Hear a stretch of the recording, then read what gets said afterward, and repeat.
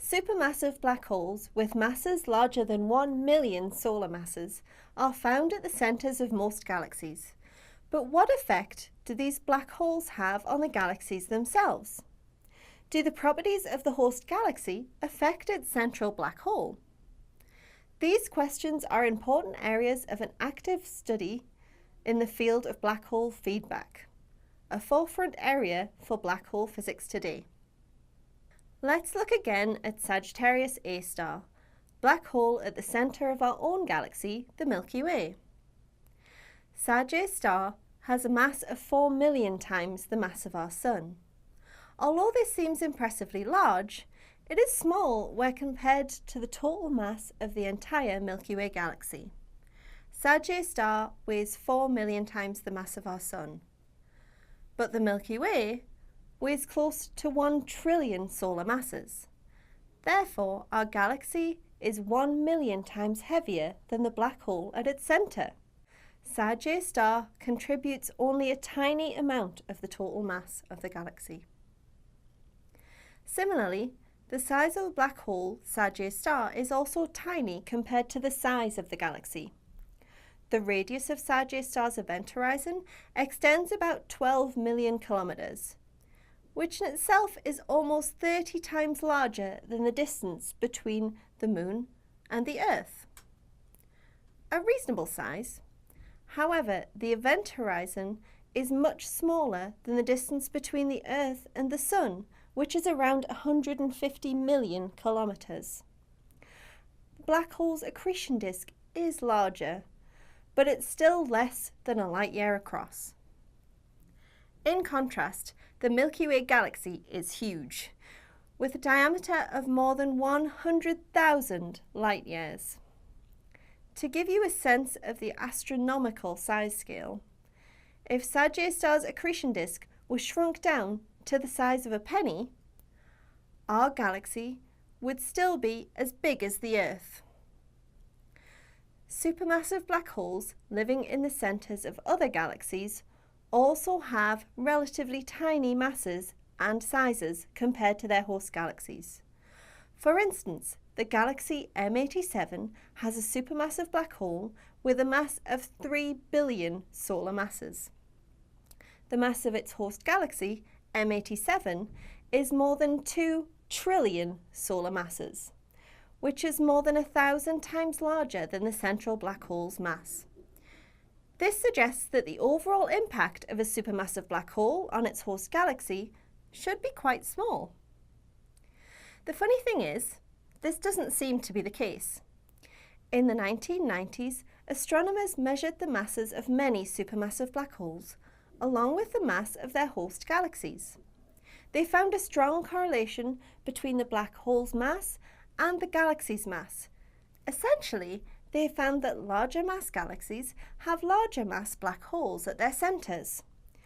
This suggests that the galaxies and their central black holes have a symbiotic relationship, meaning that as one grows, so does the other. This opened up an interesting new area of study that is still under investigation today. How can they impact each other so much? The exchange of mass and energy between galaxies and their central black holes is called feedback. The galaxy supplies some gas and dust that accretes onto the central black hole, causing the black hole to slowly grow. As the gas accretes, thermal heating causes some of the gas to be ejected from a region near the black hole, in the form of high-speed jets.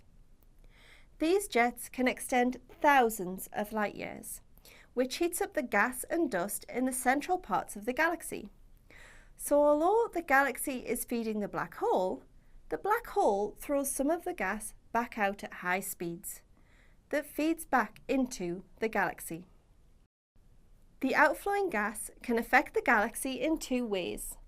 Firstly, the outflowing gas can push the interstellar gas outwards, clearing large regions of gas and dust. By clearing the areas of gas and dust, there is a lack of material required to form new stars, and so this can slow down the birth rate of stars in this region. This may happen in the brightest active galactic nuclei, helping regulate star formation. The second effect of outflowing gas can, strangely, have the opposite effect. If the black hole's jets interact with large gas clouds, they can compress the clouds, triggering formation of new stars. When this happens, the black hole actually helps galaxies form new stars. So, the central black hole of a galaxy can suppress or promote the formation of stars that could potentially have planets and maybe even life. In other words, black holes aren't just doom and gloom or death through spaghettification. We think of astronomy as a science where cosmic objects, like stars or galaxies, are studied by observing the light that they emit. But there's more to the universe than just light. The universe consists of uncountable elementary particles, like electrons, protons, and neutrons, that make up all the elements, such as hydrogen, helium, and so on. These in turn make up all the molecules and matter. Amazingly, here on the Earth, we often detect particles that originate from cosmic sources, particles that come from distant parts of the universe. These particles are called cosmic rays and carry tremendous amounts of energy. The highest energy cosmic ray ever measured, affectionately named the OMG particle, carried 48 joules of energy. To put that into context, that's about the same as a baseball pitched at a speed of 28 meters per second. But since all that energy was carried in an atomic nucleus, it was travelling at only a whisper slower than the speed of light. When astronauts travel beyond the protection of Earth's atmosphere, they report strange flashes of light visible, even when their eyes are closed. Although this phenomena hasn't been studied in detail, scientists think that astronauts are observing flashes of light when a cosmic ray travels through their eyes. These high-energy particles emit Cherenkov radiation as they pass through. This phenomena is known as the cosmic ray visual phenomena. In order to understand the nature of cosmic rays, which can range from a single electron to a nuclei of heavy atoms, we must identify the energy source capable of accelerating them. Lower energy cosmic rays, like the ones we detect from our Sun, are accelerated by the Sun's rapidly changing energetic magnetic fields. Higher energy cosmic rays originate outside our solar system and are common occurrence. Some are accelerated during supernova explosions, taking place in our own galaxy. But where else can they originate? Most cosmic rays are charged particles like protons, or occasionally a heavy atomic nucleus like an atom of iron. But we also know about even smaller fundamental particles, like the neutrino.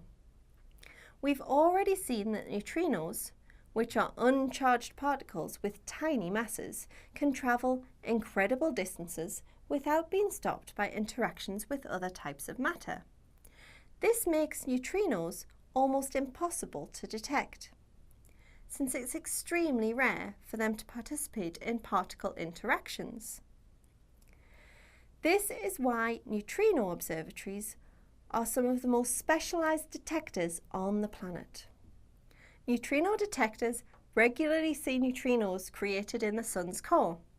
In 1987, the Kamiokande 2 detector in Japan detected neutrinos from a supernova explosion called SN 1987A. This detection led to the award of the Nobel Prize in Physics to Masatoshi Koshiba, the leader of the Kamiokande experiment, in 2002. More recently, the IceCube detector located in Antarctica detected some very high-energy neutrinos that are unlikely to be emitted by a supernova. The source of the IceCube's highest energy neutrinos is still a mystery, but one possibility is that the neutrinos may have come from the jets of a supermassive black hole. Occasionally, detectors such as the Pierre Auger Cosmic Ray Observatory in Argentina detect ultra-high energy particles, like the OMG particle. The term ultra-high energy refers to particles whose energies are millions of times more energetic than anything humans can create. What we mean by this is that the highest energy particles that humans have created are 40 million times less energetic than the highest ultra-high cosmic rays ever seen. Ultra-high energy cosmic rays can't originate from supernova explosions, since scientists have determined through simulations that a supernova can't accelerate a particle to ultra-high energies. The origin of ultra-high energy cosmic rays is still a deep mystery in astrophysics.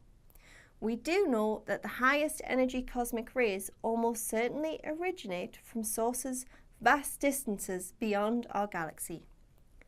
Again, one plausible explanation is that the jets of supermassive black holes at the centers of distant galaxies are capable of accelerating particles to incredibly high speeds. If this is true, then our detectors here on the Earth are occasionally registering matter which escaped from the neighborhood of a black hole.